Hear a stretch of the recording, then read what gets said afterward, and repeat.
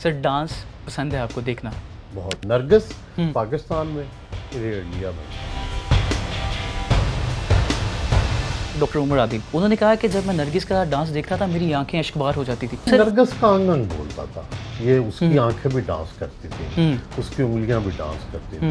सिर्फ ये नहीं है कि वो जो आज़ा हिला रही होती थी वो डांस कर रहा होता था, उसकी हर चीज़ में एक रक्स जो है वो बसा होता था। कंदील बलोच का इंटरव्यू, आपको लगता है कि उसने आपको नुकसान पहुंचाया? हमारे यहाँ इतने इतने मुकद्दस लोग हैं, उनके बारे में लोगों ने क्या कहा, हमारी क्या हैसियत है। जनरल मुशर्रफ उन पे गद्दार का टैग लगा, किस बुनियाद पे लगाया गया था? आइन में लिखा है ना जी, कि जी, जो भी मार्शला लगाए वो गद्दार है।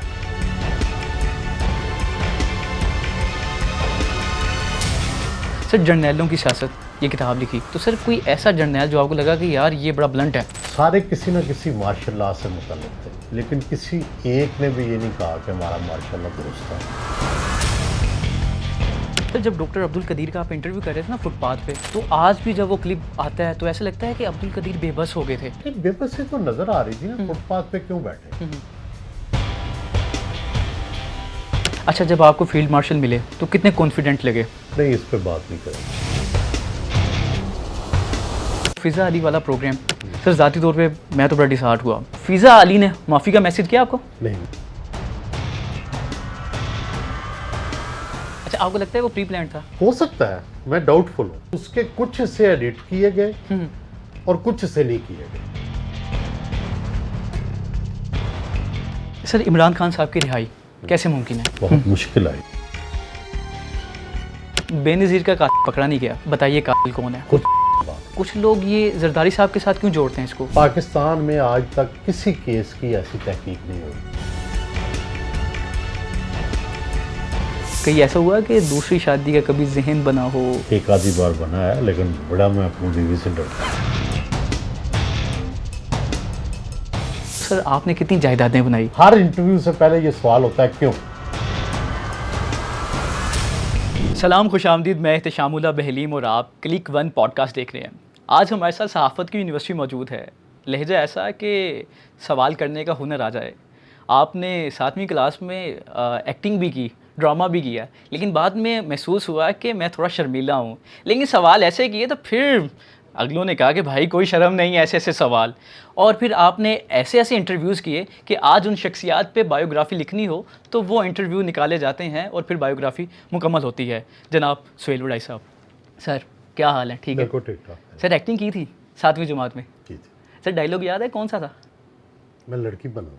लड़की बने थे? सर क्या डायलॉग था, क्या था वो? नहीं, वो असल बात थी कि कोई उस 7th क्लास में सारा लड़कों का स्कूल था, हाँ तो वो लड़की बनने को तैयार नहीं था। हाँ।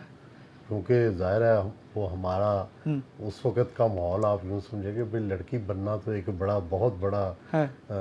रिस्क था। हाँ। और बाद में मुझे बहुत लड़कों ने छेड़ा भी।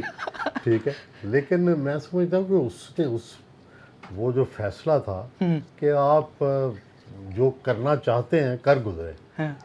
तरकीद होती रहे, जो मर्जी होता सर रहे। नाम क्या था अब उस तो लड़की का? नहीं, लड़की का नाम नहीं याद, लेकिन मुझे याद है कि पड़ोसियों की हाँ। हमारी पड़ोसन थी एक, उसके कपड़े लिए थे मैंने लड़की वाले, हाँ।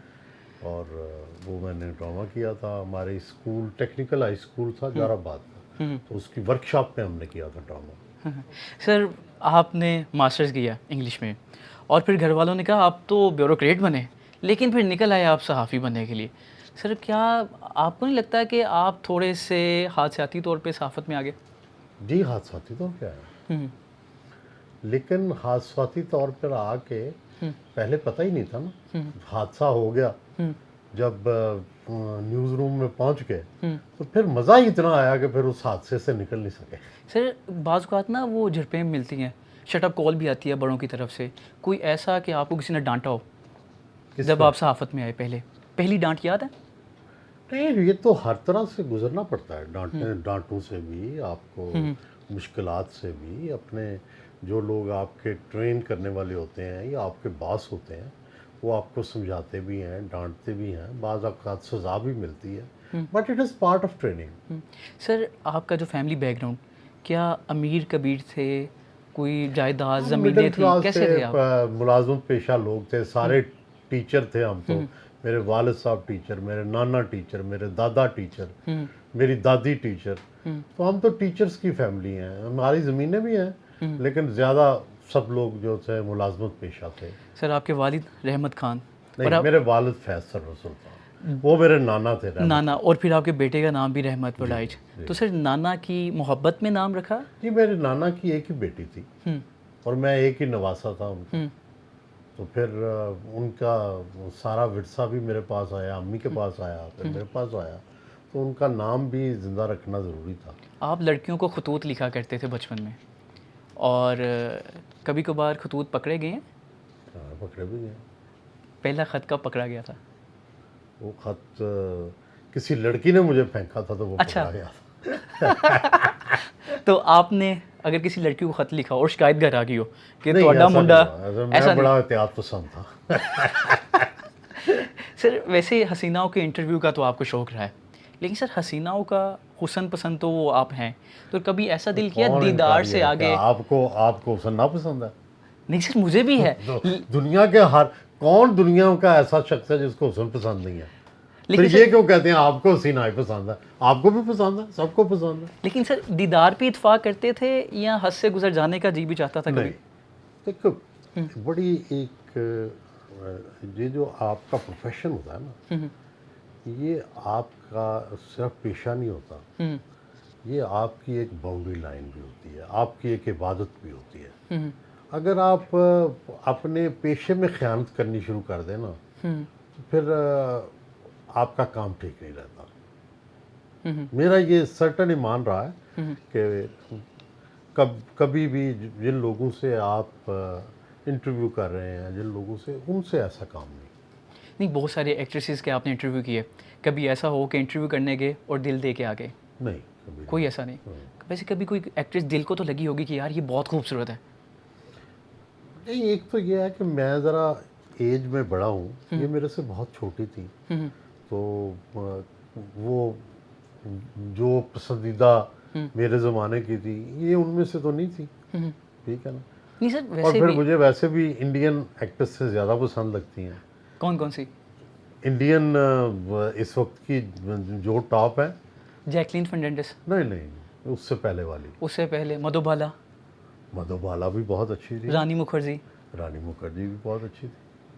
और बताइए कौन कौन सी अच्छी थी? रानी वो जो है ना, वो उसकी नवाब की बेगम करीना कपूर, करीना कपूर। कतरीना कैफ, कैटरीना कैफ, हाँ। ये सारी। और इससे पहले वो जो डांसर थी, हाँ हाँ। जिसने वो उसके साथ किया था, नाम मुझे भूल गए हैं आप सब, लेकिन वो भी बहुत अच्छी डांसर थी। ठीक है ना? उस जैसा डांस नहीं किसी ने किया। नरगिस पाकिस्तान में, इंडिया में वो सर डांस पसंद है आपको देखना? बहुत। कौन कौन से डांसर अच्छे लगते हैं? मैंने कहा नहीं, ये डांसर अब तो कोई अभी डांस देखते हैं? नहीं, अब कोई तो कोई गाना- डांसर है ही नहीं है। सर अभी ये भी नरगिस बहुत अच्छी डांसर थी पाकिस्तान में, उसके बाद नहीं मैंने कोई ऐसा डांस देखा। सर एक सोशल मीडिया उन्हें कहेंगे सेंसेशन है, डॉक्टर उमर आदिल, उन्होंने कहा कि जब मैं नरगिस का डांस देखता था मेरी आंखें अश्कबार हो जाती थी, आप दीदा हो जाता हूँ। तो नरगिस का अंग अंग बोलता था, ये उसकी आंखें भी डांस करती थी, उसकी उंगलियां भी डांस करती थी। ऐसे लगता था कि सिर्फ ये नहीं है कि वो जो आज़ा हिला रही होती थी वो डांस कर रहा होता था, उसकी हर चीज़ में एक रक्स जो है वो बसा होता था। तो ये उसका वाकई रक्स के साथ उसका बहुत रचाव था। कोई ऐसा गाना जो कि मशहूर ज़माना हो और नरगिस का डांस उस पर आपको बड़ा पसंद हो, वो आपने देखा भी हो? हाँ, नरगिस तो पुराने गानों पे ही जी डांस पुराने किया, गाने, जी पुराने जी पे बिल्कुल, डांस किया। उस वक्त तो का मशहूर ज़माना। देखो, हमारे जो पसंदीदा गाने हैं ना, वो वे चन्न मेरे मखना, हाय, ठीक है, वो की ना है नूर जहाँ के सानू नहर वाले पुल से बुला के, ठीक के है, और माई किथे रह फरे गए। माही कितने रह गया। तो हमारे तो वो पसंदीदा हैं भाई। तो अब आप लोगों के और नए नए हैं। अच्छा, अच्छा सर, जब आप एक्ट्रेसेस के वॉशरूम देखने जाते थे तो सर खूबसूरत वॉशरूम, आपने कहा यार ये तो महल नुमा वॉशरूम है, वो किसका था? देखिए, पहली तो बात यह है कि जो लोग ना एक्ट्रेसों को जानते हैं, ना उनके कल्चर को जानते हैं, वो पता नहीं वाशरूम को क्या समझते हैं भाई। एक्ट्रेस की लाइफ में उसका बेडरूम और उसका वॉशरूम घर का सबसे बेहतरीन हिस्सा होते हैं। मसलन अगर वो फैमिली के साथ भी रह रही है ना, तो वो फैमिली की भी क्वीन होती है। फर्ज करे उसकी माँ साथ रह रही है, भाई साथ रहे हैं, तो उनकी भी वो मलका है। तो जो उसका कमरा है और उसका जो बाथरूम है, वो घर में सबसे मुनफरिद होगा, सबसे महंगा होगा। ठीक है। तो इसलिए उनकी कंसंट्रेशन होती थी कि भाई ये बेडरूम भी दिखाया जाए और उनका वॉशरूम भी दिखाया जाए। और फिर वॉशरूम में आमतौर पर उन्होंने कीमती चीज़ें रखी होती हैं, क्लोन्स होते हैं तकरीबन सबके। बड़े वॉशरूम हैं जिनके अंदर क्लोन होता है, जिनके अंदर बाज़ औक़ात वो कपड़े, जूतियाँ, इस तरह की चीज़ें भी रखती हैं, ज्वेलरी रखती हैं।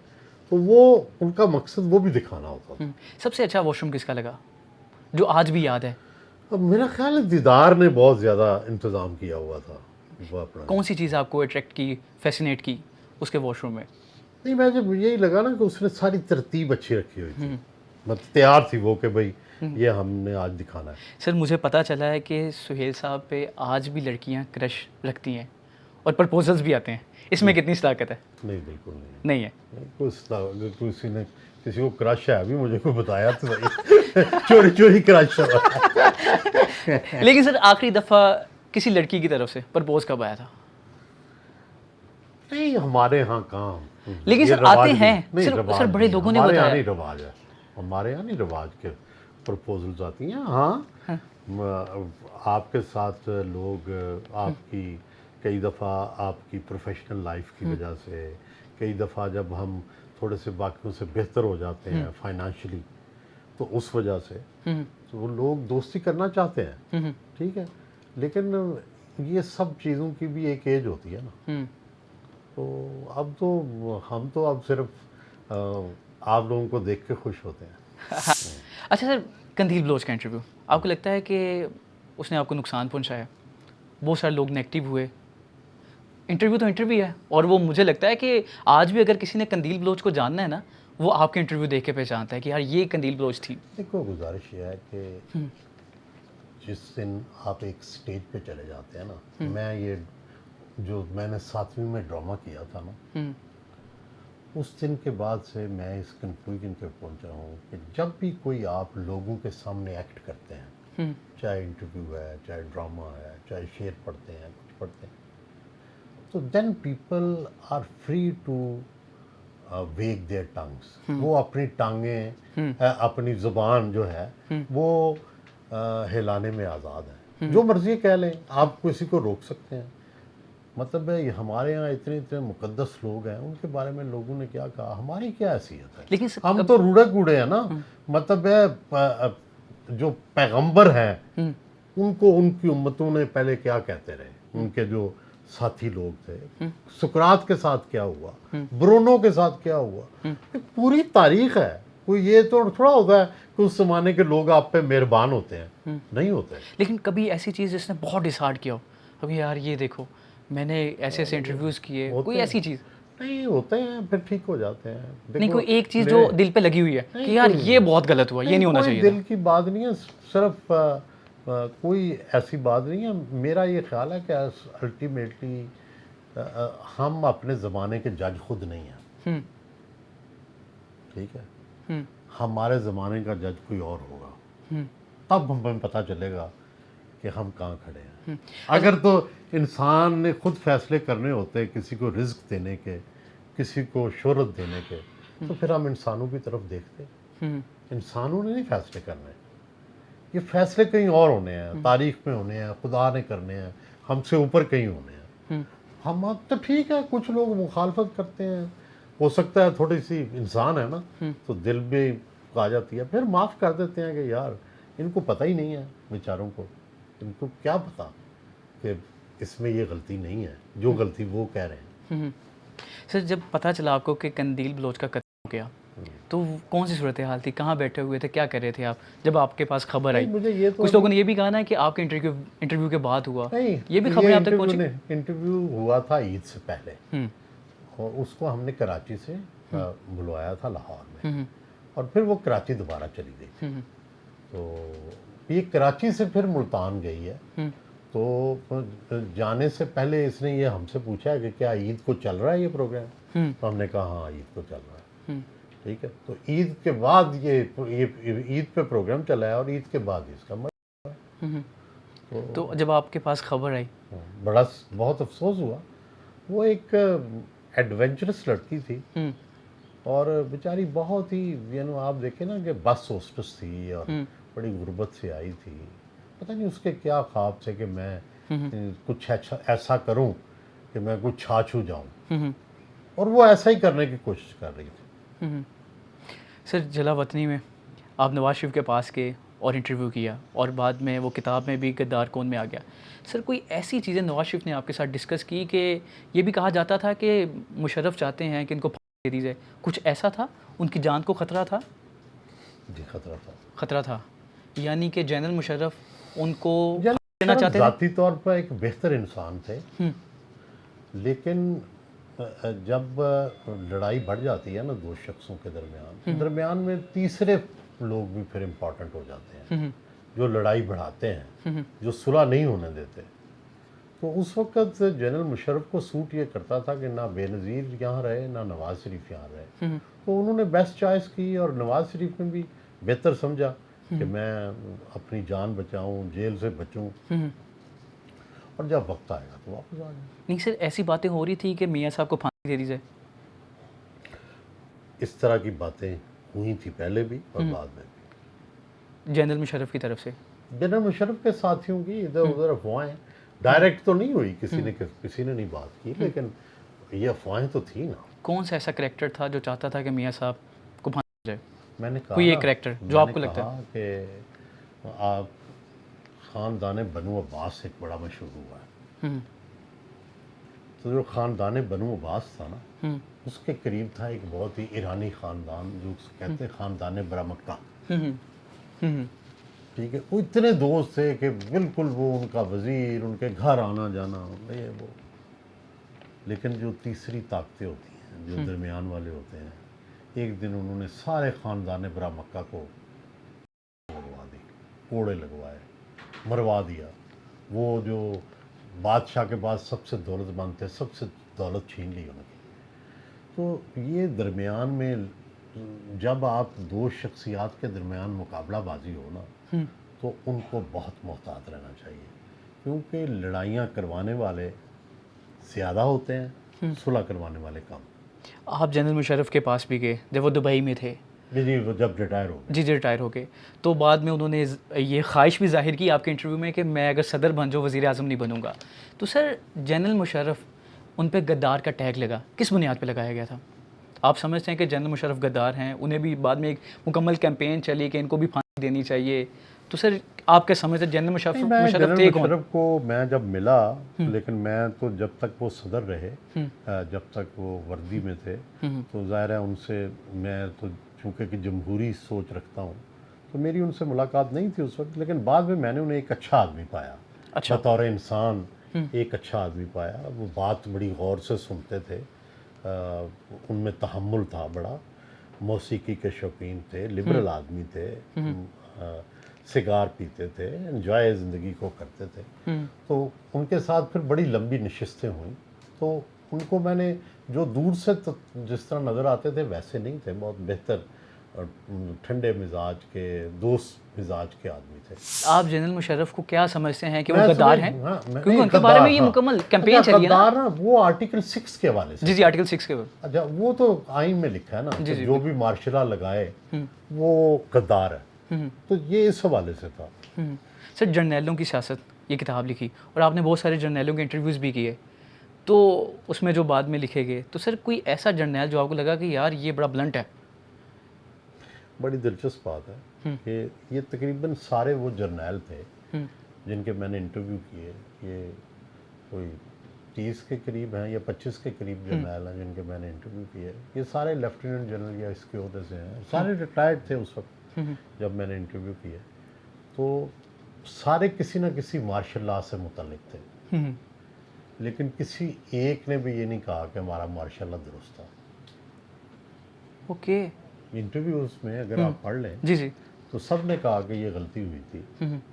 तो जिससे ये साबित होता है कि बाद में जो ये फैसला भी करते हैं मार्शल लॉ लगाने का, उनको बाद में बड़ी शिद्दत से ये एहसास होता है कि गलती हो गई। सर जब डॉक्टर अब्दुल कदीर का आप इंटरव्यू कर रहे थे ना फुटपाथ पे, तो आज भी जब वो क्लिप आता है तो ऐसा लगता है कि अब्दुल कदीर बेबस हो गए थे, वो कुछ कहना चाह रहे थे लेकिन अब खुद को रोक रहे थे। जब आपने off the record Abdul Qadeer से मुलाकात की तो कुछ ऐसी चीज़ें बताई जो इंटरव्यू में वो नहीं बता पा रहे थे, बेबसी की हालत में जो नहीं बता पा रहे थे। देखो 40 साल सहाफ़त में हो गए हैं, जो ऑफ द रिकॉर्ड बातें हैं वो ऑफ द रिकॉर्ड है, यानी कुछ ऐसी बातें थी जो भी हो वो ऑफ द रिकॉर्ड। लेकिन बेबस तो थे सर। नहीं, बेबसी तो नज़र आ रही थी ना। फुटपाथ पे क्यों बैठे? फुटपाथ पे बैठने का क्या मतलब है कि जब आपको कुर्सियों पे ना बैठने दिया जाए और आपके गिर्द घेरा कर दिया जाए और उसी वक्त वो सारे आ गई, टीवी वैन्स आ गई, क्योंकि सबको पता लग गया कि हम वहाँ बैठे हुए हैं और हमें रोका जा रहा है। तो फिर जो था दिलचस्प बात ये हुई कि वो जब सारे चारों तरफ कैमरे आ गए तो वो जो लोग निगरानी कर रहे थे और उन्होंने जो घेरा कर रहा था, मैंने कहा अब तो कहते हैं अब तो आपने भी जो करना कर ले। तो सर क्योंकि वो हर तरफ तो हो रहा था सब कुछ। बेबसी की वजह कौन? नहीं देखो, अब जो है ना बाज़ औक़ात बहुत सारी रीज़न्स होती हैं, किसी को ब्लेम करना भी मुश्किल होता है। अब ये डॉक्टर AQ खान का केस भी ऐसा ही है कि डॉक्टर AQ खान हमारे लिए हीरो हैं, पूरी कौम के लिए।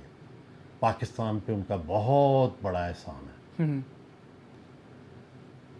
लेकिन अगर किसी वजह से डॉक्टर कदीर खान की वजह से पाकिस्तान ट्रबल में जाता, और ये खतरा था ये कब महसूस किया गया? ये डायरेक्टली जनरल मुशर्रफ को कन्वे हुआ था। किस तरफ से? अमेरिका की तरफ से, जो दुनिया की ताकतों की तरफ से। तो उस वक़्त ज़ाहिर है बेहतरीन और रास्ते मौजूद थे कि भाई जिस तरह से किया गया उससे बेहतर रास्ते मौजूद थे। लेकिन डॉक्टर कदीर खान या दुनिया के जितने भी बड़े साइंसदान हैं ना, एटमी साइंसदान, उनकी तकदीर जो है, उनका एंड बहुत ही खौफनाक इसलिए होता है कि उनके मुल्क उनका बोझ नहीं उठा सकते। आपने बोझ का लफ्ज़ इस्तेमाल किया, लेकिन बेशतर जो पाकिस्तानी हैं वो कहते हैं कि हमने इनके साथ अच्छा नहीं किया। दुरुस्त है, ये सही कहते हैं, हम हक नहीं अदा कर सके ये डॉक्टर सही अब्दुल है, कदीर का। ये सही है। लेकिन उस वक़्त की रियासत उनका बोझ नहीं उठा सकती थी। उस वक़्त आपकी रियासत अमेरिका की इत्तेहादी बनी हुई थी, अमेरिका का दबाव था। डॉक्टर साहब ईरान भी गए, उनका न्यूक्लियर भी बनाना चाह रहे थे, कुछ ऐसा था? देखो इल्ज़ामात थे ना, ये आप सारे अखबारों में आप आर्काइव देख लें कि भाई डॉक्टर साहब यहाँ से ये बाद में एतराफ़ भी हो गया कि हम पाकिस्तान से लेके आए हैं, लीबिया और ईरान दोनों में। तो सर डॉक्टर साहब जब इस दुनिया से गए, वज़ीर आज़म थे जनाब इमरान खान साहब, जो कि उम्मत मुसलमान के लीडर हैं। तो सर जब जनाजे का वक्त आया तो वो जनाजा नहीं पढ़ सके, तो सर वो डॉक्टर अब्दुल कदीर की जो आखिरी रसूमात है उसमें तो वो जा सकते थे, वजह क्या बनी? तो देखो, ये जो स्टेट के साथ लोग जितने भी इन्वॉल्व होते हैं ना, मैं और आप तो आज़ाद हैं, हम डॉक्टर साहब को हीरो भी कह सकते हैं। हम डॉक्टर साहब के साथ जो रियासत के मुलाजम हो जाते हैं या अहदेदार होते हैं, उन पे एक तो चलो या तो वो इतनी दिलेरी करें कि वो अपनी जो दिल की बात है उस पर अमल कर सकें, वो अक्सर अमल नहीं कर पाते, उनको और जो चीज़ें हैं वो रोकती हैं। सर आपके दोस्त हैं जरदारी साहब, उन पे ना इल्ज़ामात लगते हैं कि 10% वाले। सर ये इस इल्ज़ामात में कितनी सदाकत है? ये 10% कहाँ से लेते थे, क्या था? देखो, ये पहली तो बात है कि दोस्त वो बहुत बड़े आदमी हैं, मैं तो एक छोटा सा मामूली। लेकिन ये हमें पता चला है कि बड़ी राज़ो न्याज की बातें जरदारी साहब और आप में होती रहती हैं। नहीं, मैं तो एक मामूली साफ़ी हूँ, आपके सामने रहता हूँ। किसी की मेहरबानी है कोई हमसे बात कर ले। पहली तो बात यह है कि कोई हमारा ये नहीं है कि वो मेरे कोई यार गार मेरे दोस्त हैं, बराबर के हैं, नहीं, कोई वो बड़े सियासतदान हैं, मैं एक छोटा सा मामूली साफ़ी हूँ। हाँ, मेरे से कोई बात कर लें, ज़ाहिर है तो आपसे भी कोई मैं मशवरा लूँ तो आप मुझे मशवरा ठीक ही देंगे ना, तो इस हद तक तो तल्लक है। तो बाकी ये जो 10% 10% वाली बात ये है कि मेरी तो उनसे जो दोस्ती है ना, वो एक मोहतरमा बेनज़ीर के हवाले से पैदा हुई है। क्योंकि मोहतरमा से मेरा बड़ा देरीना, पुराना और वफादारी और मोहब्बत और अकीदत का ताल्लुक था, तो वही ट्रांसफ़र हुआ है उनकी तरफ। आपने कहा कि मेरी कभी मुलाकात नहीं हुई, आपकी कभी भी किसी नहीं कि मतलब मिलिट्री मुलाकात इस एस्टेब्लिशमेंट तरह के से साथ मुलाकात नहीं हुई? मुलाकात इसलिए नहीं हुई कि मैं उनसे खबरें लेने जाऊं। वैसे जब एक फॉर्मल मुलाकात होती है एक पाकिस्तानी शहरी के तौर पे, एक जर्नलिस्ट के तौर पे, तो वो तो कईयों से मुलाकात जनरल कियानी से हुई, जनरल बाजवा से हुई, जनरल फील्ड मार्शल साहब से हुई, सबसे लेकिन हुई। फील्ड मार्शल वाला लोगों ने कहा ये तो खुद साख्ता इंटरव्यू कर लिया। सर खुद साख्ता था? मैंने कभी इंटरव्यू कहा ही नहीं, कोई एक लफ्ज़ नहीं है उसका कि लफ्ज़ इंटरव्यू हो। मैंने तो लिखा था फील्ड मार्शल से पहली मुलाकात। अगर यही कॉलम दोबारा लिखना हो तो कौन कौन सी चीज़ें चेंज करेंगे? उसमें एक लफ्ज़ भी तब्दील नहीं हो सकता। यानी आज भी डटे हुए हैं? नहीं, डटा नहीं हुआ, मैं तो हाथ बांध के झुका हुआ हूँ कि वो ठीक कहा था मैंने। वो कालम वजह नहीं थी, कालम के ऊपर पैदा होने वाली कंट्रोवर्सी वजह थी। नहीं, ISPR ने तो तरदीद की है। नहीं, कंट्रोवर्सी की तनकीद की है ना, कंट्रोवर्सी पे तनकीद किया। उन्होंने भी यही लफ्ज़ किया, इंटरव्यू नहीं दिया। इंटरव्यू था ही नहीं उसमें, तो फिर इंटरव्यू तरदीद किस चीज़ की? अच्छा आप बताएं कि जब फील्ड मगर अगर पूरा आप भी ये कह रहे हैं, ठीक है, जिसमें लफ्ज़ इंटरव्यू है ही नहीं, सारे उसके 1200 वर्ड्स में कहीं ये लफ्ज़ नहीं है इंटरव्यू। अच्छा जब आपको फील्ड मार्शल मिले तो कितने कॉन्फिडेंट लगे? नहीं, इस पे बात नहीं करेंगे, इस पे बात नहीं करेंगे, बिल्कुल ठीक है। ये तारीख के लिए छोड़ दिया। यानी कि इस पे बात होगी, आज नहीं होगी तो कभी ना कभी तो होगी। तारीख तो कभी कोई पता नहीं, वो बात कर दें, कभी मैं कर दूं, क्या पता है। अच्छा वैसे सर मुझे बताएं कि ये जो अभी कॉलम्स लिखे जा रहे हैं ये भी फील्ड मार्शल तक पहुंचते तो होंगे और पढ़ते भी होंगे, क्योंकि पिछले जो चीफ ऑफ आर्मी स्टाफ थे उनके बारे में था कि वो शेव करते हुए कुछ व्लॉगर्स के व्लॉग सुना करते थे, तो ये भी फील्ड मार्शल कॉलम्स तो पढ़ते होंगे। पता नहीं, मुझे मेरे इल्म में नहीं। कभी किसी ने कहा हो करीबी ने कि वड़ाई साहब थोड़ा कॉलम डिस्कस हो रहा सीगा? नहीं, इस पे बात नहीं करेंगे। अच्छा सर कमर जावेद बाजवा के बारे में बड़ा मशहूर था, वो 4-4 घंटे कॉल पे बात करते थे और जो जो कुछ हो रहा है वो सारी चीज़ें पूछते होते थे। आपकी कितनी लंबी बात होती थी बाजवा साहब से? नहीं, मेरी उनसे 2 मुलाकातें हुई और एक मुलाकात तो कई घंटे में हुई थी, ओके। 7-8 घंटे, 6 घंटे। उस वक्त वो चीफ ऑफ आर्मी स्टाफ थे? Chief of army staff. Okay. और एक मुलाकात जो थी वो 4-5 घंटे की थी। और बाद में फ़ोन पे कोई बात नहीं हुई? नहीं। मैसेज आते और होते उस पर फिर मैंने एक कॉलम भी लिखा था जिसमें लिखा डॉक्ट्राइन, बाजवा डॉक्ट्राइन। अच्छा वो मुझे तो ये भी पता चला है कि बाजवा साहब अभी भी गुड मॉर्निंग के मैसेज भेजते हैं कुछ साफियों को। नहीं, मुझे नहीं, मेरा आपको नहीं, कभी मेरे गुड से मॉर्निंग नहीं? बाजवा डॉक्ट्राइन के बाद फिर मेरा कोई उनसे इख्तिलाफ ज़्यादा हो गया? राब्ता नहीं रहा। तो सर अभी बाजवा साहब की तबीयत कैसी है? मैंने किसी से पूछा था जो उनके जानने वाले, वो कहते हैं बेहतर है। ठीक है, वो कुछ हुआ था ब्रेन हेमरेज कुछ इस तरह की कहते हैं खबरें बेहतर है। वो हुआ था। हाँ, कुछ को पहचानते हैं, कभी पहचान लेते हैं, कभी बेहतर हो जाते हैं। सर हाल ही में आपका एक बयान जिसमें आपने कहा I admit I am liar, कि मैं एडमिट करता हूँ मैं झूठा हूँ, आपको क्यों लगा ऐसा? नहीं, मैं तो हमेशा से कहता हूँ मैं रूड़ा कूड़ा हूँ, मैं स्वीपर हूँ, नहीं है सर, मैं आप झूठा हूँ। सर हम जो पसंद करने वाले हमें बुरा लगता है ना। मैं झूठा हूँ। सर वजह भी तो हो ना, वजह भी तो हो, क्यों? मैं तो भाई, बाकी सब लोग मेरे से बड़े हैं, ऊंचे हैं, वो जब आपको इस तरह से देखना चाहते हैं तो हमें बनने में कोई हर्ज नहीं है। हमें ना कोई रूड़ा कूड़ा बनने में हर्ज है, ना कोई स्वीपर बनने में हर्ज है, ना झूठा अपने आप को कहलवाने में कोई हर्ज है। सच्चा तो सिर्फ रब है, बाकी तो सब झूठे हैं। दुनिया में सच सिर्फ खुदा के पास है। हम जो मर्जी डफली बजाते रहे, वो कोई असली सच थोड़ा है। सर मुझे कभी कभार लगता है कि आप अंदर से बड़े टूटे हुए हैं, आप बड़े इमोशनल हैं। नहीं आप छोटे दिल वाले हैं सर, ये माने सर ये आप। नहीं सर, कभी कभार आप ऐसे स्टेटमेंट्स दे जाते हैं जब जज्बाती हो जाते हैं, जैसे कि वो एक आप स्टेज पे थे कि हमने अपने लीडर्स की कदर नहीं की, कभी आप कहते हैं मैं सर्टिफाइड लायर, तो मुझे लगता है कि आप कुछ छुपा रहे हैं, अंदर कुछ हो रहा है। नहीं, ऐसा कुछ नहीं है। गुजारिश ये है कि ये जो आर्ट है बोलने का,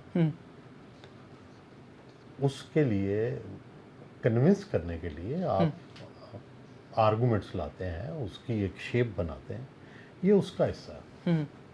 जब वो फ़िज़ा अली वाला प्रोग्राम, सर ज़ाती तौर पे मैं तो बड़ा डिसहार्ट हुआ, और हमने जहाँ तक कैंपेन हमें, क्योंकि आप हमारे उस्ताद हैं, बल्कि जो भी सहाफ़ी होगा सबके उस्ताद हैं, तो सर फ़िज़ा अली ने माफ़ी का मैसेज किया आपको? नहीं, मेरे से नहीं किया। किसी के थ्रू माफ़ी का कहा? नहीं। ये मैं इसलिए कह रहा हूँ कि जो उस चैनल के मालिक हैं वो एक टाइम में आपके यारेगार थे, वो तो यारेगार हैं ना आपके, मोहसिन नकवी साहब। मेरी तरफ से तो अब भी है लेकिन उनकी तरफ से नहीं हूँ वो तो कह चुके हैं कि सुहेल साहब अब आप रिटायरमेंट लें। हाँ तो ठीक है, तो वो उनकी तरफ से नहीं हूँ ना, मैं तो अपनी तरफ से हूँ। मतलब आप भी आज समझते हैं कि अभी भी यारेगार हैं? ये मेरे तो दुनिया में, ज़िंदगी में जो मेरा ज़िंदगी में एक दफ़ा दोस्त बन गया, हमेशा के लिए दोस्त है। वो छोड़ता भी रहे, छुड़ाता भी रहे। नहीं। नकवी साहब ने उस वक्त तो आपके ताल्लुकात बहुत बेहतर थे, नकवी साहब ने कहा कि सर ये बहुत गलत हुआ है। मैंने कभी डिस्कस ही नहीं, क्लिप तो पहुंचा होगा सर, क्लिप तो पहुंचा होगा। कभी डिस्कस नहीं हुआ, बाई गॉड कभी डिस्कस ही नहीं हुआ। कभी वो फिज़ा या उसका क्लिप या उसका सिटी 42 में होना या 21 में होना डिस्कस ही नहीं हुआ ना। मेरे लिए कोई इतनी ये कोई इसकी कोई मेरी कोई, अगर मेरी इंसल्ट या मेरी रिस्पेक्ट फिज़ा अली पे डिपेंड करती है, हाँ। तो फिर ठीक है, फिर मैं डिसरिस्पेक्टफुल हूँ। अच्छा, आपको लगता है वो प्री प्लान था? हो सकता है, मैं डाउटफुल हूँ। डाउटफुल है। बहुत सारे लोगों ने कहा कि उससे पहले कुछ ऐसे वाक़यात हो चुके थे जो कि फीड किए जा रहे थे कि आपने फ़लाँ सहाफ़ी को, फ़लाँ सियासतदान को ये बात करनी। नहीं, उसमें जो थी, मुझे जो रिजर्वेशन है अब भी उसमें, कि उसके कुछ से एडिट किए गए और कुछ से नहीं किए गए। जो सारा एपिसोड था इरशाद भट्टी साहब की और उसकी जवाद की जी। लड़ाई का, वो सारा एडिट कर दिया गया। जवाद भाई तो उठ के भी चले गए थे, उठ के वापस भी बुलाया चले गया गए। हाँ, उन्हें। जो पहले उनकी जो लड़ाई हुई वो सारी एडिट कर दी गई, और जो ये वाले हिस्से थे उनको ऐसे ही रहने दिया तो गया। ये तो सर सहाफ़ती नाइंसाफ़ी है। मतलब है कि ये मुनासिब नहीं था। तो फ़िज़ा अली ने कोई माफ़ी नहीं मांगी, ये पक्का है? नहीं, मैं कोई माफ़ी मंगवाना भी नहीं चाहता। लेकिन सर जो चाहने वाले हैं उनके दिल में तो आता है। नहीं, कोई माफ़ी नहीं, वो मेरे से बड़ी हैं यार। आपसे बड़ी है हाँ। फ़िज़ा अली? नहीं, उम्र में छोटी हैं, हाँ कदर मंजिलत में बड़ी हैं। सर, वो अब दूसरी शादी की है उन्होंने, उनका बड़ी हक है, खुश हैं उनको हक है। वो सोशल खुश हों तो मीडिया पे सर शुगल मजाक दुआ लगा। करते हैं कि या अल्लाह ताला उन्हें और खुश कर। अच्छा सर, इमरान खान साहब की रिहाई कैसे मुमकिन है? ये आपसे भी बार बार सवाल होता होगा जो खान साहब के चाहने वाले हैं। देखिए, मैं तो इस हद तक आज़ादी का कायल हूँ और किसी को, कि मैंने अपने घर के जो परिंदे हैं उनको भी कभी कैद नहीं रखा। तो मैं किसी की कैद का हामी तो सवाल ही पैदा नहीं हो सकता। मैं तो दुनिया में सब लोगों को आज़ाद देखने का ख्वाहिशमंद हूँ। अब मसला ये है कि मेरे तो इख्तियार में नहीं है। मैं तो बार बार कहता हूँ मसलियत होनी चाहिए, मसालियत होनी चाहिए, कोई डायलॉग होना चाहिए, लेकिन मुझे पीटीआई की तरफ से कोई अभी भी ऐसा बंदा नहीं लगता कि जो ये डायलॉग करवा सके और इसको कामयाब करवा सके। यानी आपको लगता है कि जितनी भी इस वक्त लीडरशिप है पीटीआई की वो नाअहल है? नाअहल नहीं, दूसरी तरफ से उनकी एतबार नहीं है। एस्टेब्लिशमेंट की तरफ? एस्टेब्लिशमेंट की तरफ ही है ना। इमरान को उन पर एतबार है कि वो उन पर इतना बड़ा ट्रस्ट करे, और ना एस्टेब्लिशमेंट को उन पर एतबार है कि वो इमरान का जामन उसे समझे। तो सर इसका मतलब है कि ये रिहाई मुमकिन ही नहीं हो पाएगी जल्द भी? बहुत आसान नहीं है, बहुत मुश्किल है ये। सर कुछ शराइत हैं जो आज भी एस्टेब्लिशमेंट की तरफ से शराइत तो कही है, जाती हैं। शराइत तो हमें सबको पता है कि भाई बुनियादी क्या शर्त है कि बुनियादी अगर है ये कि हो जाए बस तो इस मामला हल हो सिस्टम को जाए? मान लें, 9 मई की माफ़ी मांग लें और जाके बनी गाला बैठ जाएं बस। सर मियाँ शहबाज शरीफ ने मियाँ नवाज शरीफ की सियासत को कितना नुकसान पहुंचाया? क्योंकि वो जो था ना नहीं, वोट को इज्जत दो वाला बयानिया, वो तो अभी नहीं है ना, वो तो ख़त्म हो गया इस इलेक्शन के बाद, फॉर्म 45 फॉर्म 47 वाला। नहीं, उनकी इज्जत और साख जो है उसको तो उन्होंने बहाल किया है। मियाँ साहब की नवाज शरीफ साहब की सियासत को नहीं बचा सके। तो सर ये जो कॉलम था कि अभी ये बस 2-4 सियासत को महीने, नहीं बता सके। हाँ। मैंने कहा ना, सियासत को नहीं बचा रहे पा रहे। सर मरियम नवाज साहिबा ठीक कर रही हैं, कैसा चल रहा है?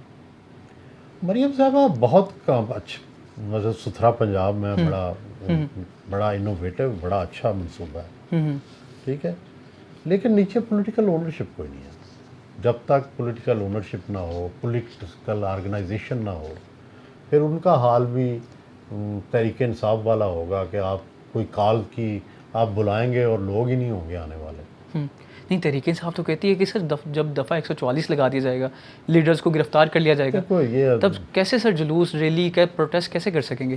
देखिए, ये अगर ऑर्गेनाइजेशन होती ना और उस ऑर्गेनाइजेशन को पहले इख्तियारात होते, फिर ये ना होता। हमने देखा है पीपल्स पार्टी जब कर रही थी, फिर नून भी कर रही थी, तो उनकी चूँकि ऑर्गेनाइजेशन थी तो लोग कुर्बानी दे के छुप छुपा के फिर भी पहुंच जाते थे।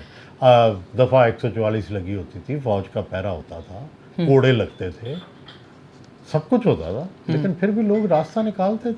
अच्छा सर, इमरान खान साहब का इंटरव्यू किया और वो नाश्ता, वो बड़ी मीम्स बनी बाद में, वो नाश्ता नहीं हुआ था सर? कुछ दिया नहीं गया? खाना मुझे खिलाया था। क्या खाना खिलाया था? ट्रक अड्डे पे हमने खाना खाया। अच्छा, चारपाई में बैठ के? चारपाई पे बैठ के। क्या वो बना भी था? उसका प्रोग्राम का हिस्सा है। अच्छा, वो क्या बना था सर? ट्रक अड्डे पे क्या खाया था? मुझे ये याद नहीं, कुछ सब्जी खाई थी हमने। सब्जी खाई थी। सर एक इंटरव्यू आप कर रहे थे और नीचे से नाला नज़र आपका आ गया था, बड़ी एम्बेरसमेंट हुई थी, वो किसका इंटरव्यू था? नहीं, इस तरह की तो कई बदवासियाँ मैंने पता नहीं कितनी की हुई हैं, और वो ज़ाहिर है ये तो हर एक बंदे के साथ होता है ना। आप 12 घंटे जब कैमरे के सामने रहें तो कभी आपकी कंघी ख़राब हो जाती है, कभी आपका बटन खुल जाता है, कभी नाला भी नज़र आ जाता है, तो वो फिर जो देखने वाले कैमरामैन होते हैं जो वो समझ कहते हैं कि ज़रा ठीक कर लें। हर तरफ किताबें हैं लेकिन तस्वीर एक है, और वो तस्वीर है बीबी बेनज़ीर शहीद की। सर आपकी मोहब्बत भी थी बीबी साहिबा के साथ, बहुत सारों ने बताया कि आप उन्हें हकीकी लीडर भी मानते हैं। सर बीबी के साथ कैसा ताल्लुक़ था आपका? मेरी तरफ से तो मेरी वो आइडियल लीडर थी, और बहुत सीखा मैंने उनसे, किताबों के से, उनके अपनी जो रीडिंग थी उनसे पूछ पूछ के कई किताबें पढ़ी, उनसे डिस्कशन होती थी, उनसे बातचीत होती थी, उनसे बहुत सीखा। और जब तक वो ज़िंदा रही हैं, मेरी सहाफ़त की जो आप यूँ समझे ना कि आइडियल वही रही हैं। सर फिर आपने एक किताब लिखी, कातिल कौन, जी। तो क्या असेसमेंट है वो कातिल कर्ज कौन? था। कर्ज था। लेकिन कर्ज था। लेकिन सर बताइए कातिल कौन है? उसके लिए किताब पढ़नी पड़ती है। नहीं नहीं, वो तो सर मैंने बहुत सारी चीज़ें, मैं चाह रहा हूँ कि देखने वालों तो, क्योंकि आज भी लोग कहते हैं कि बेनज़ीर का कातिल पकड़ा नहीं गया। गलत कहते हैं। कौन कातिल था सर? जो उस वक्त मर गया। सर कुछ लोग ये जरदारी साहब के साथ क्यों जोड़ते हैं इसको? नहीं, वो उनसे मैं तो अपनी तफ्तीश बतानी है ना, अपनी तहकीक बतानी है। जो मर्जी है लोग कहते रहे, लेकिन जो था वही कातिल था। उसके साथी भी थे, पूरी चेन है, वो सारी पकड़ी गई है। दुनिया, पाकिस्तान में आज तक किसी केस की ऐसी तहकीक नहीं हुई। स्पेशल ब्रांच ने की, ISI ने की, इंटेलिजेंस ब्यूरो ने की, फिर एक स्पेशल ट्रिब्यूनल ने की, फिर स्कॉटलैंड यार्ड ने की, फिर अक़वाम मुत्तहिदा का स्पेशल ट्रिब्यूनल ने की। ठीक है, 6 इन्वेस्टिगेशंस हुई हैं मुख्तलिफ, और सब में वो सेम नतीजा निकला है। सर जब नवाब अकबर बुगटी का आपने इंटरव्यू किया, ये बताएं कि वो लग रहा था कि पंजाब के ख़िलाफ़ है वो? नहीं, वो देखें, बलोच और पश्तून और जो है ना सिंधी हमारे, उनका एक कौम परस्तों का एक बयानिया है कि पंजाब जो है फ़ौज के ज़रिए हुकूमत कर रहा है और इस्तेसाल कर रहा है। लेकिन वो ज़ाती तौर पर तो देखो, मेरे से इतना प्यार है उनका, पंजाबियों से बड़ा मिलना जुलना, सारी शादियां उनकी पंजाबी बलोचों में हुई थी। तो वो एक उनकी आखिरी उम्र में उन्होंने वो एक बयानिया अपना लिया था, लेकिन अमली तौर पे वो बयानिया जो था उसका इजहार नहीं था। एक तरफ वो जंग लड़ रहे थे, दूसरी तरफ एक पंजाबी को जो पंजाब की वकालत कर रहा था, पंजाब का मुकदमा लड़ रहा था, उसको बेहतरीन खाना भी खिला रहे थे। उनको करना ठीक था? नहीं। आप समझते हैं कि मुशर्रफ की ये गलती थी? बिल्कुल। और आपने उनसे ये पूछा जब आप वो रिटायरमेंट के बाद आप उनसे मैं मिला, हमेशा तो वो उस ज़माने से ये कह रहा हूँ कि वो he was an old dying man. उस वक्त उनकी टांग को कैंसर था, and he was living aloof in a cave. नहीं, मुशर्रफ साहब पशेमा थे इस पे? नहीं वो ठीक थे, हाँ, उन्होंने कहा मैं ठीक किया हाँ, मैंने वो ठीक मुफ्ती है, साहब को मार के। सर लगता नहीं है कि उसके बाद सर ये जो नफ़रत है उसके बाद फैली है सारी? नहीं, नफरत पहले भी थी लेकिन उससे बड़ी, उससे उसका स्केल बढ़ गया, उसका उनको एक ताज़ा शहीद मिल गया। तो मेरा ये ख्याल है कि हिकमत जो होती है ना, सियासत हिकमत का नाम है। सर आपने स्टेटमेंट दी कि एक एसएचओ की मार है, हम सारा बीएलए ख़त्म कर देंगे, फिर हमने देखा उसके बाद ब्लॉक हुए। अभी हाल ही में कल वो जो वाक़या हुआ कि कराची से फैमिली गई और उसके शोहर को कत्ल कर दिया गया। तो सर ये हम स्टेटमेंट्स दे के क्या करना चाह रहे हैं? हम तो उन्हें ज़्यादा फिर इस तरह के स्टेटमेंट दे के गुस्सा दिलवा रहे हैं। नहीं, देखिए दो चीज़ें होती हैं दुनिया भर में। एक तरफ सियासत की जाती है जो कि हिकमत से की जाती है कि आप जो नॉन वायलेंट ग्रुप्स हैं, जो पॉलिटिकल ग्रुप्स हैं, उनसे मुज़ाकरात करें, और जो वायलेंट ग्रुप है उनसे जंग करें, और जो वायलेंट है उनको नॉन वायलेंस पे लाएं। सर सारी दुनिया में ऐसे ही ये तरीका होता है। अब इसका सोल्यूशन क्या है, क्या किया इसका जाए? यही सोल्यूशन है, operation? Two prong policy, non violent के साथ पॉलिटिक्स और वायलेंट के साथ। यानी बीएलए के साथ वो बंदा जो हथियार ना उठाए उसके साथ कोई जंग नहीं, उसके साथ पॉलिटिक्स। तो बीएलए तो सर हथियार उठा रही है ना? उनमें से जो उठाना चाहे, जो स्टेट के साथ लड़ने पे आमादा है, उसका तो और कोई हल नहीं ना। क्या उनके सामने सरेंडर कर जाए? अगर आपके सामने कोई हथियार उठा के आप पे शुरू कर दे तो आप हथियार आप ही उठाएंगे। तो स्टेट का तो काम है ये। सर बस कुछ इख्तितामी मराहिल में कुछ सवाल सर शादी लव मैरिज थी? नहीं, arrange marriage, arrange purely marriage. Arrange marriage. Sir एक ही शादी आपकी? एक ही शादी। सर दोबारा कहीं ऐसा हुआ कि दूसरी शादी का कभी जहन बना हो? एक आधी बार बना है, लेकिन बड़ा मैं अपनी बीवी से डरता हूँ। सर आप सबसे पूछते हैं कि कितने पैसे कमाते हो, तो सर आपने कितनी जायदादें बनाई? करोड़ों अरबों की तो जायदादें आपके पास होंगी। नहीं, कोई जायदाद नहीं सिवाय इस घर के। कोई जायदाद नहीं है? नहीं, जो बाकी विरासती है, बाकी विरासती जायदाद कितनी है। वो आपका रकबा है? विरासती तो है हमारी, कोई अगर मजमूई मिलाई जाए, मेरी तो तकरीबन 1 मुरब्बा है, ठीक है, मजमूई मिलाई जाए सब खानदान की तो फिर 5 मुरब्बे है। सर कोई पाकिस्तान से बाहर कोई फ्लैट्स, कोई अपार्टमेंट्स? कुछ भी नहीं। अपना एक घर बेचा था, वो बेटे को बाहर पढ़ाया है, वो आ गया। तो सर कोई ऐसा नहीं कि कोई कारोबार किया हो? कोई ऐसा नहीं, कुछ नहीं किया, कोई कारोबार नहीं किया? अभी नहीं किया। एक करने की कोशिश की थी, वो भी नाकाम हो गया। सर हमें कहाँ कारोबार आता वो है? प्रॉपर्टी वाला सर? हाँ, कारोबार हमें कहाँ आता है? नहीं, वो अभी कर रहे हैं, एफर्ट कर रहे हैं। अच्छा सर बहुत सारे लोग अपनी कामयाबी तब समझते हैं जब एक दिन जियो के साथ हो, और बहुत सारे लोग ऐसे होंगे जो कि मुझे लगता है कि उनके इंटरव्यूज़ आप इसलिए नहीं करते होंगे कि ये वो पर्सनैलिटी नहीं है जिसको लोग देखना चाहें। तो पैसों की ऑफर होती थी कि हमारा इंटरव्यू करें, हम इतने पैसे देंगे? देखो, ये इसका सिंपल उसूल है, ये मेरा इख्तियार ही नहीं है इंटरव्यू का। हमने शुरू में ही इस अदारे ने एक कमेटी बनाई हुई है, हम अपने नाम उस कमेटी के सामने भेजते हैं। मैं करना चाहता हूँ, वो करवाना चाहते हैं, हम सब एक कमेटी में डिस्कस करते हैं। मैं भी उसका मेंबर हूँ, उसमें हम डिस्कस करते हैं कि भाई ये कोई सिफारिश भी कर देता होगा ना? कोई सिफारिश भी करता है तो डिस्कस होता है। कोई पेड सिफारिश करते हैं वैसे आप? पेड नो, ऑफर्स तो होती होंगी? नहीं, कभी हो ही नहीं सकता ना। वो जब 4 बंदों ने डिस्कस करना है, उसमें मार्केटिंग का बंदा भी है, उसमें एडिटोरियल का बंदा भी है, मैं भी हूँ, तो वो उसके हम हर पहलू पे बात करते हैं ना कि क्यों कर रहे हैं भाई, क्या ये इतना बड़ा बिजनेसमैन है, क्या इसकी इतनी फॉलोइंग है, क्या ये सारे इश्यूज डिस्कस होते हैं ना, क्यों। हर इंटरव्यू से पहले ये सवाल होता है क्यों। तो सर कितनी तनख्वाह, लाखों में या करोड़ों में महाना? पहली तो बात यह है कि मैं 40 साल से जर्नलिज्म में हूँ, और मैं इस वक्त जो हमारा टॉप टियर है जर्नलिस्ट का, एडिटर, वो हैं। मैं जियो में एग्जीक्यूटिव डायरेक्टर हूँ, वो भी टॉप टियर है, ये भी टॉप टियर है। तो जितनी सबसे ज़्यादा तनख्वाह होनी चाहिए उतनी मेरी है। तो सर फिर करोड़ों में होगी? ना, लाखों में। कुछ सहाफ़ी कहते हैं ना कि हमारी वो 7 मिलियन 8 मिलियन, लाखों में होती है। कितने सर, कितने लाख? 2-2.5 million, 2-2.5 million. मिलियन क्या होता है? मतलब 2-2.5 25 लाख, 20 से 25 लाख। 20-25 लाख बस। तो सर ये 20-25 लाख में गुजर बसर। बहुत अच्छी यार, कमाल है।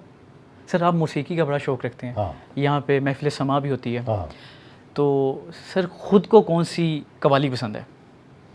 मुझे कवालियाँ बहुत पसंद है। हम्म। नुसरत फ़तेह अली ख़ान की कोई नई कवाली आए, उसके बोल, गोरख धंधा, हाँ। और बहुत सारी ऐसी कवालियाँ हैं जो मुझे, और ये मुझे वालिद से मिला है, विरसे में। मेरे वालिद साहब को भी बहुत पसंद थी, वो भी कवाली की महफिल करवाते होते थे। ये मैं उसकी कंटिन्यूएशन में करवा रहा हूँ। गुनगुनाते भी हैं?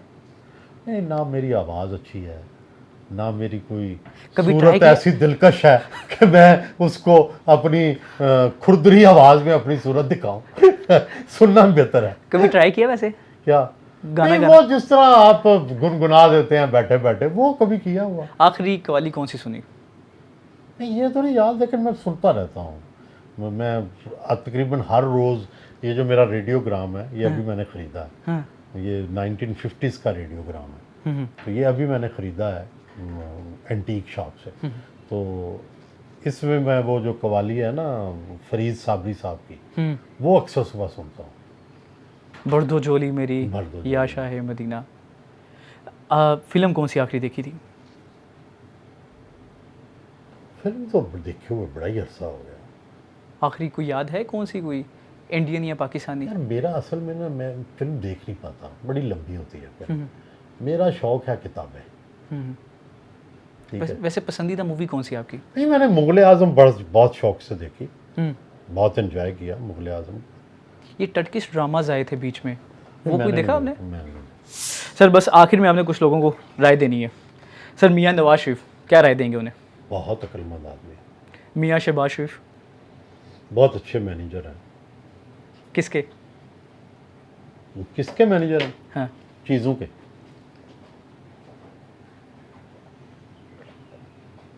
लेकिन जो है वीएन वो नवाज शरीफ से लेते हैं। अभी उनके राब्ते हैं, लेकिन कुछ लोग कहते हैं कि वो मियाँ साहब की बात ही नहीं मान रहे, बहुत सारी चीज़ों में इख्तलाफ रखते हैं। जो भी मियाँ साहब के करीबी हल्के हैं वो कहते हैं हम दूर भी इसलिए हुए कि मियाँ साहब को उस तरह प्रायोरिटी नहीं दी जा रही थी। अच्छा, मुझे इल्म नहीं। और सर इमरान खान साहब? इमरान खान साहब बड़ा पॉपुलर हैं मिडिल क्लास में, अर्बन मिडिल क्लास में, रूरल मिडिल क्लास में। लेकिन मैं उनको जो प्राइम मिनिस्टर के तौर पे एक कामयाब प्राइम मिनिस्टर नहीं समझता, और ना उनकी जो एक कामयाब वज़ीर आज़म बनने की उनमें सलाहियत भी नहीं थी। मरीम नवाज़? मरीम नवाज़ तो अभी टेस्टिंग टाइम से गुजर रही हैं, अभी उनके बारे में जजमेंट देना प्री मैच्योर है, उनके बारे में भी और बिलावल के बारे में भी। आसिफ अली अभी तो वो उस इम्तिहान से ही पूरे नहीं उतरी। आसिफ अली जरदारी? आसिफ अली जरदारी ने अपनी अच्छी इनिंग्स खेली है। नंबर 1 तो बेनज़ीर के साथ अपना साथ निभाया है मुश्किल वक्त में, जबकि बड़े दबाव थे, 10 साल कैद काटी, और फिर पार्टी को सरवाइव करके, अपने बच्चों को सरवाइव करके ले आए। अब उनकी स्ट्रेटजी ये है कि इस्टेब्लिशमेंट के साथ लड़ना नहीं है। उन जब से वो चेयरमैन बने हैं, एक बंदा पार्टी का जेल नहीं गया। ठीक है, उस वक़्त से पार्टी की कोई इस्टेब्लिशमेंट से लड़ाई नहीं हुई। 15 साल से इक़्तिदार में है सिंध में, 17 साल से 2 दफ़ा फेडरल गवर्नमेंट में आ गए हैं। तो बस ठीक है, इतना तो वो भुट्टो साहब और बेनज़ीर भी ये नहीं कर सके, जहाँ तक इक़्तिदार की बात है। मतलब हाँ, पॉपुलैरिटी खोई है उन्होंने पंजाब में, उसकी ज़ाहिर है जब इस्टेब्लिशमेंट से आप मिलते हैं तो उसकी कुर्बानी भी देनी पड़ती है, वो कुर्बानी भी उन्होंने दी है। लेकिन साथ ही साथ अगर सियासी जमातों का मकसद इक़्तिदार लेना है तो उसमें तो वो बड़े कामयाब हैं। सर आखिर में मौलाना फजलुर रहमान? मौलाना फजलुर रहमान बहुत मंतक के आदमी हैं, दानिश के आदमी हैं, सियासत के बादशाह हैं। बहुत उनकी बातें बड़ी दलाइल से लबरेज होती हैं। Sir thank you so much आपके कीमती वक्त का। कुछ पॉडकास्ट ऐसी होती हैं कि उसमें आप सिर्फ सीखते हैं, हाथ बांध के आप सुनते हैं, क्योंकि अब वो बोल नहीं रहे होते बल्कि तारीख बता रहे होते हैं। सुहेल साहब के पास आप जब भी बैठेंगे तो आपको सिर्फ सीखने का मौका मिलेगा और कुछ भी नहीं। तारीख हमेशा ऐसे लोगों को ही याद रखती है। आप जो भी इनके इंटरव्यू देखेंगे तो आपको यूँ महसूस होगा कि आप किसी की बायोग्राफ़ी पढ़ रहे हैं, आप किसी की पूरी मूवी देख रहे हैं। ऐसे इंटरव्यूज़ आपको ये प्रोग्राम कैसा लगा कमेंट सेक्शन में ज़रूर बताइएगा। अगले प्रोग्राम के लिए दीजिए इजाज़त, अल्लाह ने के बाद।